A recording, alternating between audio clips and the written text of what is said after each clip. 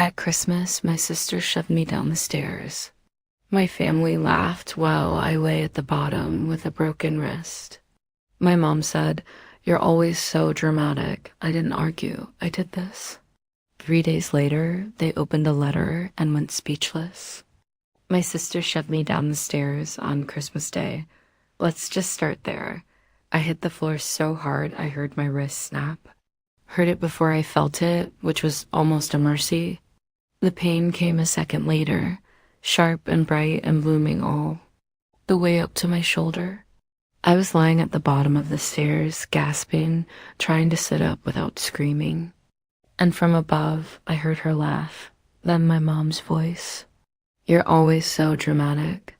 That's what she said. While I held my broken wrist and tried not to pass out, no one ran to check on me. No one asked if I could move. They just stood there watching. My dad said something about how I should have been more careful. My little brother giggled and said it looked like something out of a cartoon. I didn't say a word. I stood up slowly, one stair at a time. Then I went to my room, grabbed my laptop, charger, and whatever I could shove into a bag with one hand. I picked up that bag with my good hand, walked out the front door. No one stopped me. No one even asked where I was going. Let me rewind. Rewinding is important because if I just start with a fall, you might think this was an accident, a slip, a clumsy moment. It wasn't. It was the end of something that had been building my entire life. I'd spent 8 hours cooking that day. Christmas dinner, the full thing, roasted chicken, 3 sides, dessert from scratch. I cleaned the whole downstairs, folded napkins, even lit candles. All because they told me they were too busy to help. My mom said she had freelance deadlines. My dad was catching up on invoices. My sister had some exam to study for, which was rich considering she'd barely opened a textbook in 2 years. So they asked me to cook. Asked is generous. They told me and I said yes, because deep down some part of me, the part that still believes in stupid things, thought that maybe this year they'd notice, say thank you, eat what I made, and look at me like I mattered. Instead, my dad walked in, looked at the table, and said, "Bit much, don't you think?" My mom asked why the stuffing was cold. Cassandra, my sister, just smirked and said, "Well, at least it smells like effort." That was the tone, start to finish. I told them I just needed to grab the napkins before we sat down. They were upstairs in the hallway cupboard. I went up the stairs. She followed me. "You're always in the way," she muttered. "I'll be 1 second," I said. "You always say that." And then her hands on my back. Not a playful push, not a joke. Just shove. And then I was falling. I didn't scream. I think that made it worse. Like they didn't even notice something was wrong until they saw me on the floor. "Jesus," my brother said. "Did you just fall?" "No," Cassandra answered. She threw herself for attention. And my mom, God, she leaned over the banister and said, "Can we not do this now?" I went to the hospital alone, took an Uber, held my wrist the entire way, breathing in short, tight bursts. Hairline fracture, they said. Clean break, no surgery. But I'd need a splint and some time off work. The nurse asked what happened. I lied. Then I went to a motel, paid cash, didn't go back to the house, didn't answer their text, the few that came in. I didn't even bother icing my wrist. I just lay on the bed, staring at the ceiling, thinking about the food still sitting untouched on the table. Later that night, I opened my laptop. There was a file waiting for me. I clicked it, watched it, and smiled. 3 days later, they got a letter. When they opened it, they went pale, just like I knew they would. When people say it wasn't always like this, they usually mean things got worse. I can't say that. It was always like this. My first memory of Cassandra involves a hairbrush and a bald spot. I was 4, she was 6. She told me she was playing. Salon.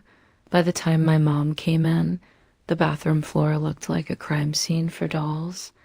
I was sobbing. Cassandra looked bored. Mom said, "Don't be such a baby, Violet." That line would follow me for years. Don't be dramatic. Don't be difficult. Don't ruin things.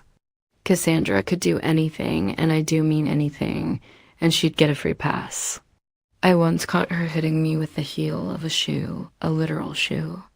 I had a bruise on my temple, and my dad just sighed and said, "You girls need to learn how to get along, except we didn't fight. I got hit." She smiled. And I never fought back. Not because I didn't want to, but because I knew it wouldn't matter. The only time I tried to report it, I must have been 13.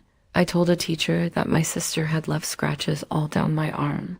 The teacher said she'd look into it. That night, my parents cornered me in the living room like I was on trial. "You want to destroy your sister's future? She'll never get into college with this on her record. We're your family and you're trying to tear us apart." My mom slapped me first and only time. She cried after said she was just scared for Cassandra.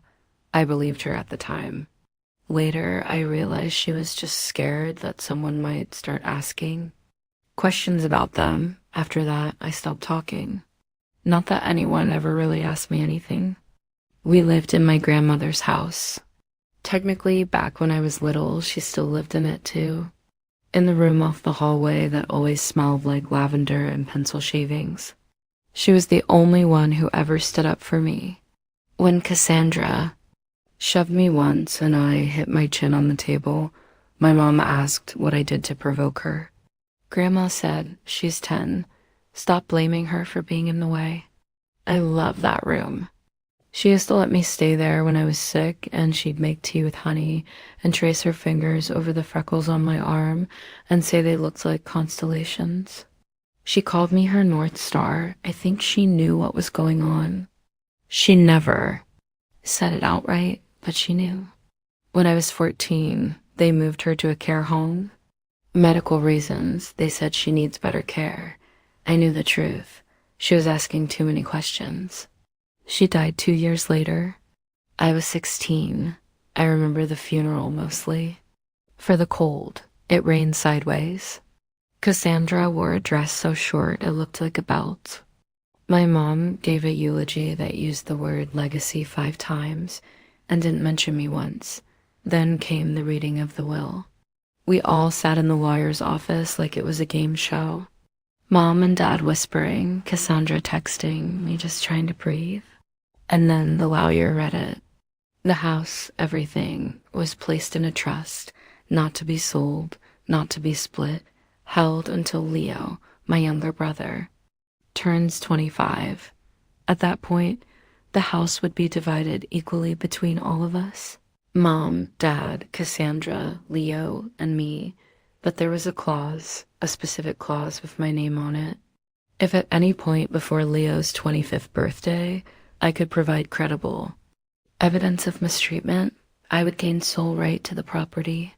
Anyone who mistreated me would forfeit their share and be evicted.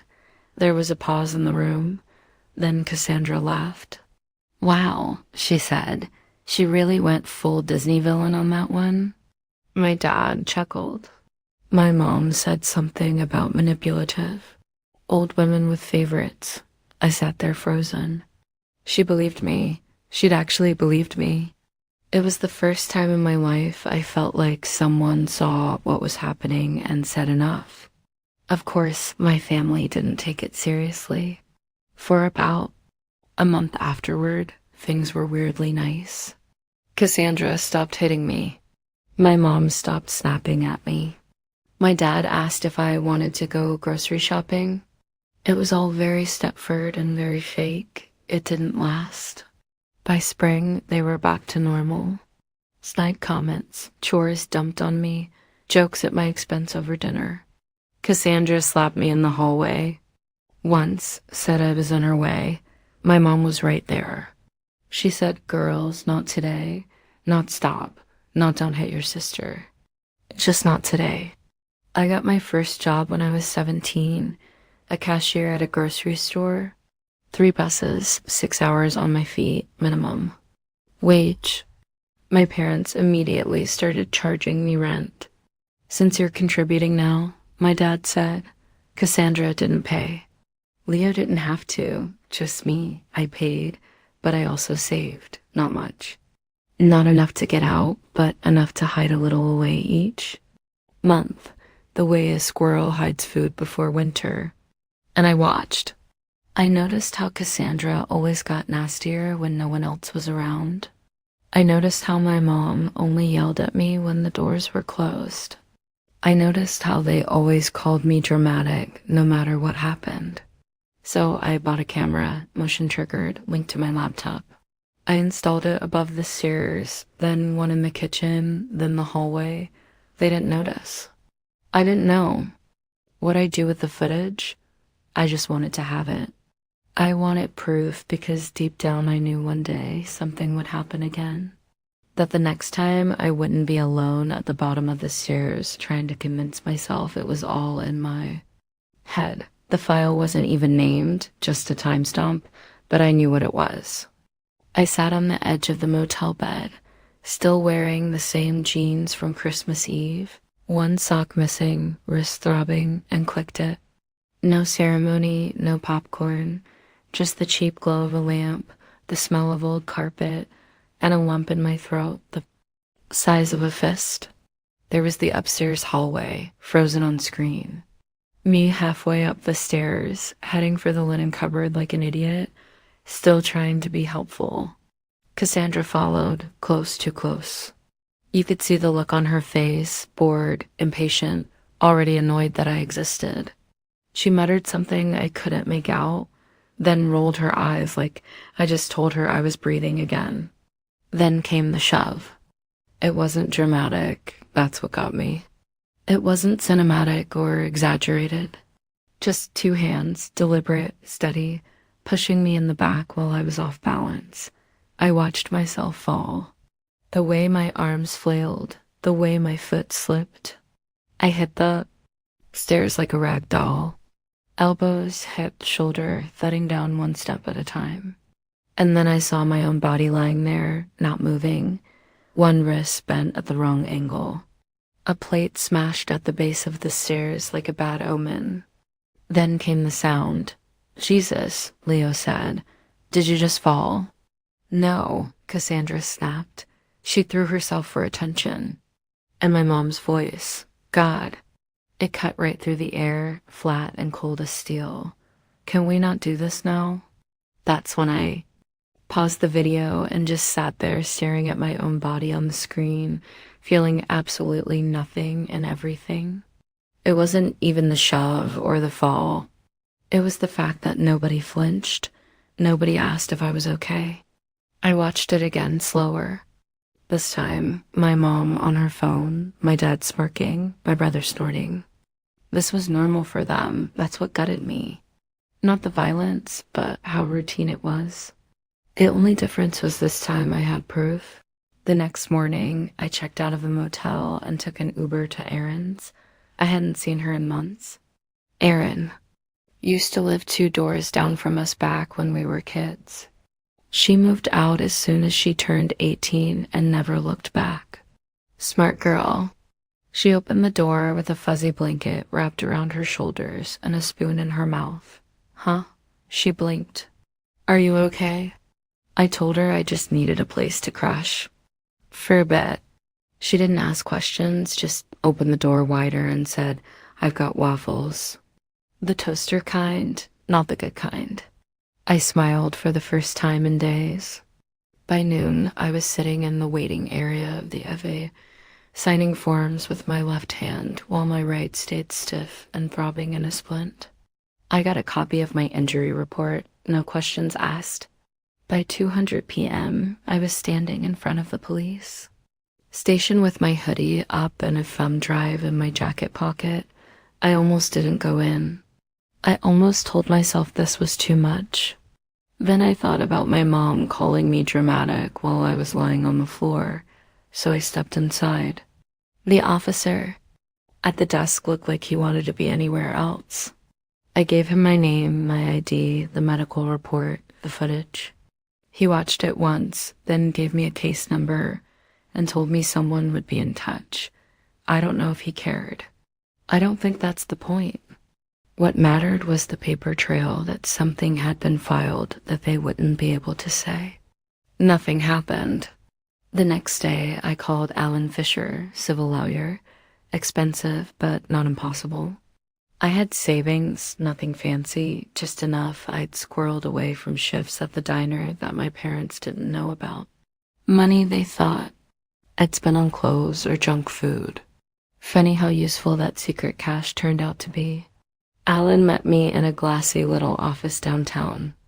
Wore a tie that didn't quite match his shirt and sipped black coffee like it was keeping him alive. At first, he didn't take me seriously until I showed him the clause in the will. Then I showed him the footage. He went quiet when it ended. He said they were laughing. I know. He nodded like something had locked into place in his head.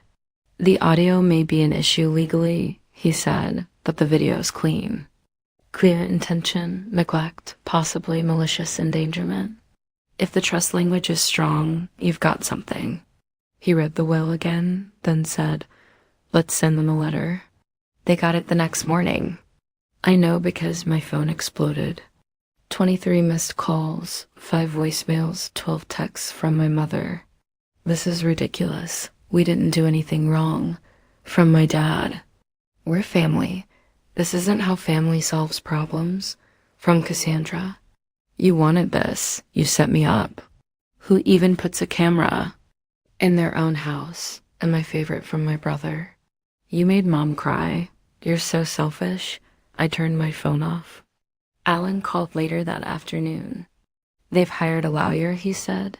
I didn't respond. They're denying everything. They're saying it was an accident, that the video is misleading, that you planned the whole thing to get the house. So I said nothing. They're also saying the recording violates privacy laws, that you'll be charged if you use it. I looked out the window. The street below was wet from rain. A woman in a red coat was arguing with her dog. Let them try, I said. There was a long pause. Then he asked, "You're not scared?" No, I said, and I wasn't. That was new. They wanted a war. Fine. I already had the footage, the fall, the laughter. My mother calling me dramatic while I cradled my wrist at the bottom of the stairs. And now they were trying to flip the script, threatening me with legal action for filming in my own house. I didn't even argue. I just texted Alan, "Let's escalate." He called me back 5 minutes later. They're bluffing, he said. The audio is tricky, but the video alone is enough. You don't need to say a word. Just file your civil motion, attach the footage, and let it speak for itself. So we did. The next day, they were on my doorstep. Well, technically Erin's doorstep. She wasn't home when they arrived, which was probably for the best. My father did the talking. Big surprise. We need to talk, he said like this was apparent. Teacher conference and not a lawsuit. I didn't move. I stood behind the glass-storm door and just stared at them. My mom was wringing her hands like a character in a church play. Cassandra didn't even pretend to look sorry. And Leo, my little brother, had his arms crossed like he'd just been grounded for no reason. I didn't open the door. I think you're overreacting. Dad tried again. You fell. Accidents happen, right? I broke my wrist, I said through the door. You were in the way, Cassandra muttered. Don't, I told her. Not here. Okay, listen. Dad said, softening his tone like I was 6 years old again. This is going to destroy the whole family. Your sister just got accepted to university. You want to ruin that over one shove, I said. One injury, one lifetime of being treated like trash. Mom looked up. Her face was tight with something between guilt and fury. We didn't come here to fight, she said. We came to ask you to stop. You've made your point. I almost laughed. My point? Yes. She snapped. You've embarrassed us. You've turned this whole thing into some drama. And for what? For being pushed down the stairs? It wasn't like that. Cassandra snapped. I have it on video. I said, you filmed. Uis? Leo said, his face twisting. That's so messed up. You think pushing someone down the stairs is fine, but recording it is going too far. None of them answered. You're doing this for the house, Cassandra said suddenly. Just admit it. You knew exactly what you were doing. I stared at her. I was cooking Christmas dinner when you pushed me. I said if I was staging a scam, I would have picked a day I wasn't peeling carrots for 6 hours. Dad sighed. You've always been stubborn, but this is too far. You don't get to decide how far is too far. Not anymore. He took a breath. You're angry. Fine. But lawyers are involved now. You could lose. You could get in trouble for that. Footage. You think your lawyer is going to protect you when this gets ugly? It already got ugly, I said. You just weren't paying attention. There was a long silence. Then Mom tried again, quieter this time. You're not a victim. Then why are you here? I asked. No one had an answer. Cassandra stepped forward. I didn't mean to push you like that. I was trying to get by. You were blocking the stairs. I just nudged you. It wasn't. You shoved me, I said. I fell. I broke my wrist. I'm not imagining it. I'm not exaggerating. And you all laughed. I didn't laugh, Leo mumbled. I didn't know what to do. That makes 2 of us. Mom's voice cracked. Do you really want this to go public? You think the court is going to see some perfect little victim in you? I looked at her for a long time. No, I said, but they'll see you just fine. I stepped back from the door. You should go. Please, Dad said. Don't do this. You already did it, I said. All I did was hit record, and then I walked away. I didn't watch them leave. I didn't need to. Another 2 weeks went by. Then Alan called. Again, they've proposed a settlement, he said. I didn't respond. They're offering full surrender of the house, all rights of residents waived. They'll move out within 30 days, forfeit their share of the trust, and agree never to contact you again. Still, I said nothing. There's one condition, Alan added. I already knew what it was. If you drop the charges, he said, and agree not to release the footage publicly. I looked out the window. It was snowing again, light flakes drifting down like ash. I wondered if they'd started packing. Tell me about the criminal side, I said. If you proceed, Alan said, with that video, your sister could face felony assault. She could do time. It's not guaranteed, but it's very possible. And if I take the deal, she pleads down to a misdemeanor. Community service, no jail, no record that would cost her university. I took a breath, let it out slowly. Will she admit?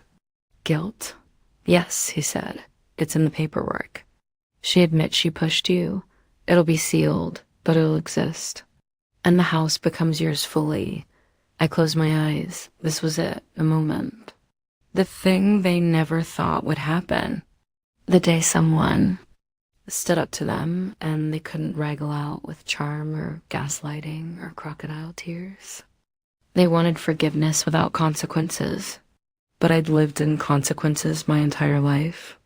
Every bruise, every chore, every time I cried and was told I was too much, they could have stopped it. Years ago, at any point, they didn't. I didn't. Smile. Not really, but I did say, we have a deal.